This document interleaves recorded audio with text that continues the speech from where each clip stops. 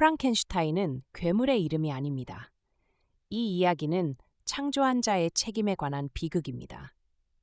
메리 셸리의 프랑켄슈타인은 과학이 생명을 창조할 수 있게 되었을 때 인간은 그 결과를 감당할 준비가 되어 있는가라는 질문을 던지는 고딕 소설입니다.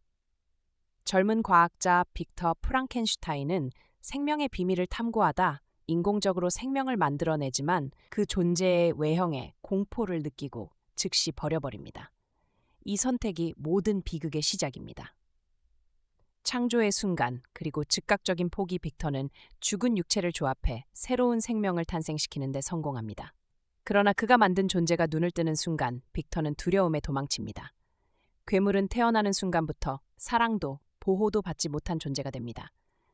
괴물은 태어나지 않는다, 만들어진다. 이 소설의 가장 중요한 메시지는 이것입니다. 괴물은 본래 잔인하지 않았습니다. 그는 배우고 느끼고 사랑받기를 원했습니다.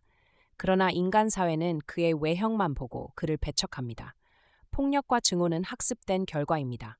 책임 없는 과학의 위험, 프랑켄슈타인은 단순한 공포소설이 아닙니다. 이 작품은 책임을 고려하지 않은 과학적 야망을 비판합니다.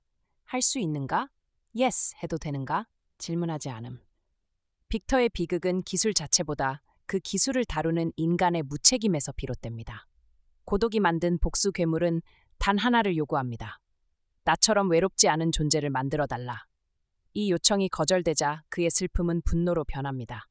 괴물의 복수는 악이라기보다 버림받은 존재의 절규에 가깝습니다.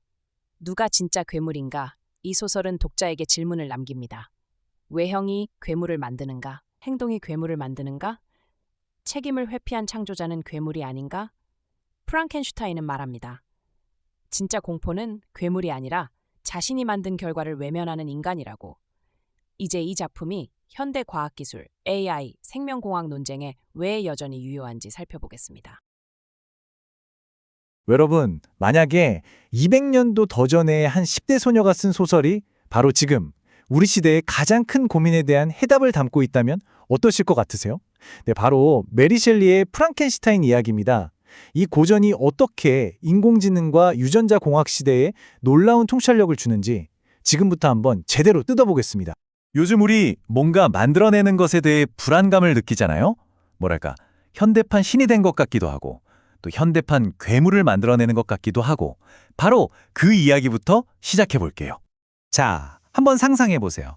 우리가 공들여 만든 무언가가 어느 순간 우리 손을 떠나 통제 불능이 된다면 이거 이제 그냥 소설 속 얘기가 아니에요. 바로 우리 코앞에 닥친 현실적인 딜레마라는 거죠. 실제로 어떤 일이 있었는지 볼까요? 불과 몇 년 전인 2018년에 중국에서 세계 최초로 유전자 편집 아기가 태어나서 정말 큰 충격을 줬어요.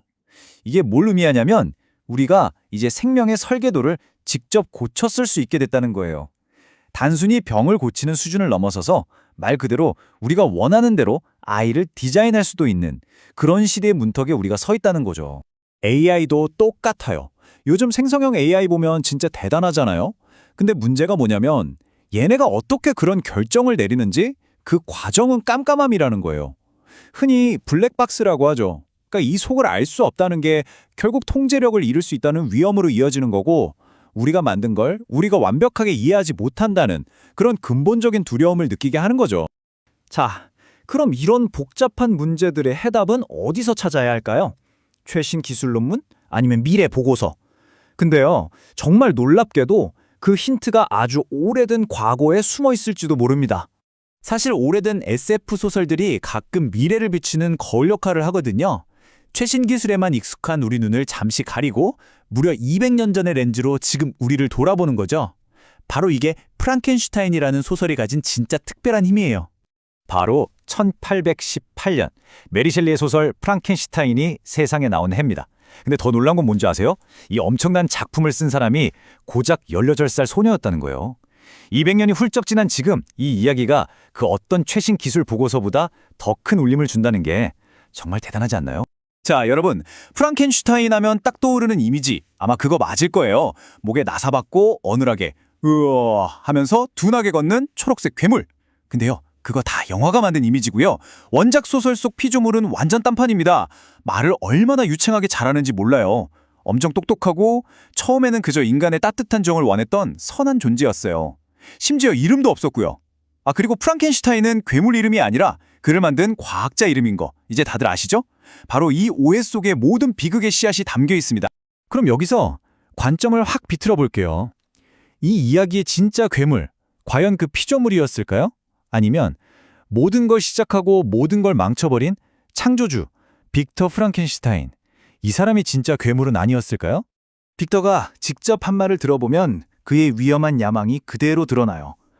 생명과 죽음의 경계를 내가 처음으로 깨부수겠다. 와, 정말 오만하죠? 죽음마저 정복하겠다는 그 욕망에 완전히 사로잡혔던 거예요. 윤리적인 고민 그런 건 없었어요. 그저 오만한 뿐이었죠. 세상을 바꾸겠다는 그 대단한 열망이 책임감을 집어삼키는 순간 재앙은 이미 예고된 거나 마찬가지예요. 빅터가 어떻게 재앙을 만들어냈는지 그 청사진을 한번 보세요. 딱 4단계예요. 첫째, 윤리고 뭐고 없는 위험한 야망으로 시작해요. 둘째, 뒷일은 생각도 안 하고 일단 만들어내고 봐요. 셋째, 막상 만들어놓고 보니 징그럽다고 바로 도망가 버려요. 그리고 마지막 넷째, 그 뒤에 일어나는 모든 끔찍한 일들을 전부 자기가 만든 피조물 탓으로 돌리죠. 이건 뭐 과학자가 아니라 그냥 자식을 낳고 내다버린 최악의 아버지, 그 이상도 이하도 아니었어요.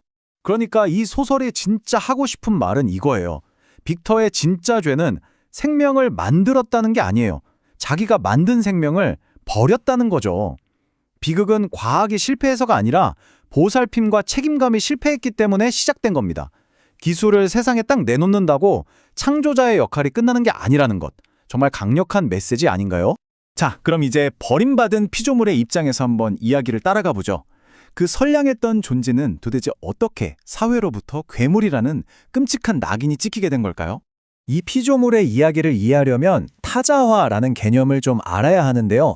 어려운 말이 아니라 그냥 어떤 사람이나 집단을 우리랑은 달라, 뭔가 이상해 하면서 선을 긋고 밀어내는 걸 말해요. 우리 편이 아닌 남으로 만들어버리는 거죠. 피조물이 이렇게 절규해요. 나는 원래 선하고 착했다. 비참함이 나를 악마로 만들었을 뿐이다. 가슴 아프지 않나요? 태어날 땐 정말 순수했는데 지독한 외로움과 끝없는 거절이 결국 그를 폭력적으로 만든 거예요. 그의 악행은 타고난 게 아니었어요. 세상으로부터 버림받은 존재의 절망적인 몸부림이었던 거죠. 그리고 이 부분이 정말 중요한데요. 많은 학자들이 이 피조물의 흉측한 외모를 그냥 넘어가지 않아요. 이게 19세기 유럽 사회가 유색인종, 특히 흑인들을 대했던 방식과 아주 비슷하다는 거예요. 그들의 다른 외모를 구경거리로 만들고 동시에 두려워했잖아요.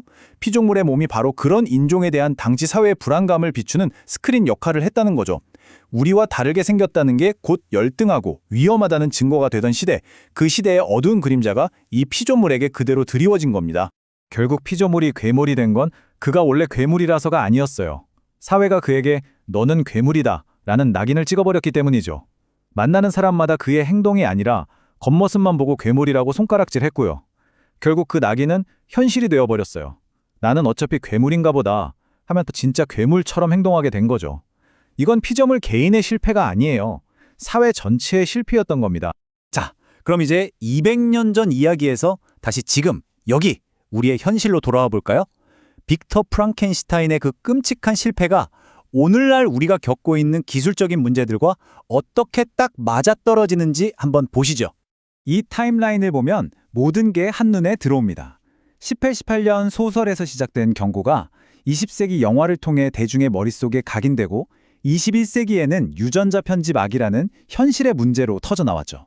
그리고 바로 오늘 우리 손안의 생성형 AI 시대까지 그 경고의 메시지가 끈질기게 이어져 오고 있는 게 보이시죠? 그러니까 프랑켄슈타인이 우리에게 남긴 경고는 정말 명확해요. 책임감 없는 야망? 그거요, 편향된 데이터를 학습한 AI가 차별적인 결과를 쏟아내는 걸로 지금 나타나고 있잖아요. 생명을 상품처럼 여기는 태도, 유전자 편집 기술이 위험하게 쓰일 수 있다는 불안감으로 이어지고요. 그리고 우리가 만든 기술 때문에 누군가가 다른 사람으로 구분되고 소외될 위험도 분명히 존재하죠. 결국 핵심은 이거예요. 창조하는 힘이 강해질수록 그걸 감당할 책임감도 같이 커져야 한다는 것. 우리가 만든 기술을 어떻게 대할지, 이게 사회에 어떤 영향을 줄지 정말 끊임없이 고민하고 또 고민해야 한다는 겁니다. 마지막으로 이 질문을 여러분께 던지고 싶습니다.